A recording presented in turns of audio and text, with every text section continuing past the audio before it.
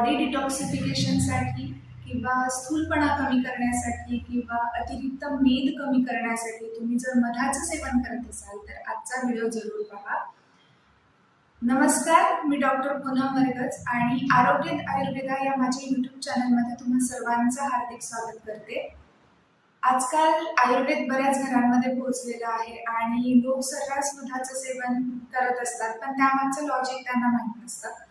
तर आयुर्वेदाने या मधु सेवनाचे, मधु असा हा सुंदर शब्द मधाला दिलेला आहे, तर या मधु सेवनाचे आयुर्वेदाने काही नियम सांगून ठेवलेले आहेत. तर त्यापैकी नियम म्हणजे उष्णम, उष्णार्थम, उष्णेच, युक्तम च उष्णैः निहन्ति तत्.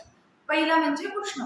उष्ण म्हणजे काय, तर मधाला तुम्ही डिरेक्टली उष्ण करून किंवा त्याला टेम्परेचर प्रोव्हाइड करून सेवन करायचं नाही. आता मध गरम करून कोण खातं बाबा, तर आजकाल बऱ्याचशा रेसिपीज अशा प्रचलित झालेल्या आहेत ज्यामध्ये मधाला डिरेक्टली हीट प्रोव्हाइड केली जाते, जसं की हनी केक असेल किंवा हनी चिली टोस्ट किंवा honey chilli potatoes, honey chilli chicken आणि बरंच काही.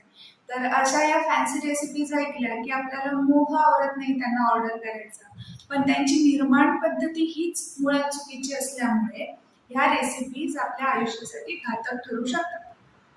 तर हे झालं उष्ण. उष्णम नंतर सांगितलंय की उष्णार्थम. उष्णार्थम म्हणजे काय, तर ज्या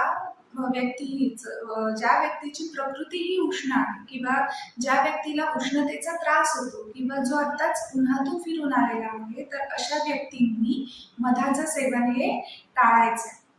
तिसरी गोष्ट म्हणजे उष्णैच. उष्णैच म्हणजे उष्ण प्रदेशामध्ये तुम्ही मध सेवन करायचं नाहीये किंवा उष्ण काळामध्ये, जसं की एप्रिल महिना आहे, मे महिना आहे, ऑक्टोबर महिना आहे, या महिन्यांमध्ये नैसर्गिकरित्या उष्णता वाढलेली असते, त्यामुळे अशा काळामध्ये तुम्ही मधाचं सेवन करणार नाही.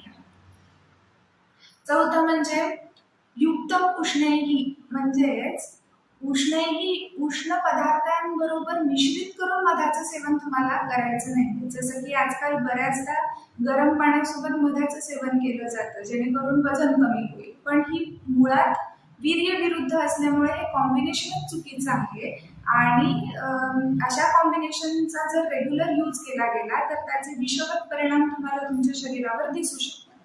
त्यामुळे उष्ण पाणीच काय, तर उष्ण कुठल्याही पदार्थासोबत तुम्हाला मध हा मिश्रित करून सेवन करायचं नाही.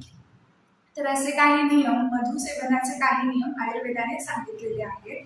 मध हा ऍक्च्युली नित्यसेवनीय द्रव्यांमध्ये आयुर्वेदाने सांगितले. नित्यसेवनीय द्रव्य म्हणजे काय, तर ज्या पदार्थांचा आपल्याला रेग्युलर बेसिसवर वापर करायचा आहे. म्हणजे मध हा आपण रेग्युलर घेऊ शकतो, पण तो घेताना आपल्याला या सर्व गोष्टींचा विचार मात्र जरूर करावा लागतो. अशाच निरनिराळ्या आरोग्यदायी टिप्ससाठी माझ्या चॅनलला जरूर सबस्क्राईब करा आणि stay tune for the next video. धन्यवाद.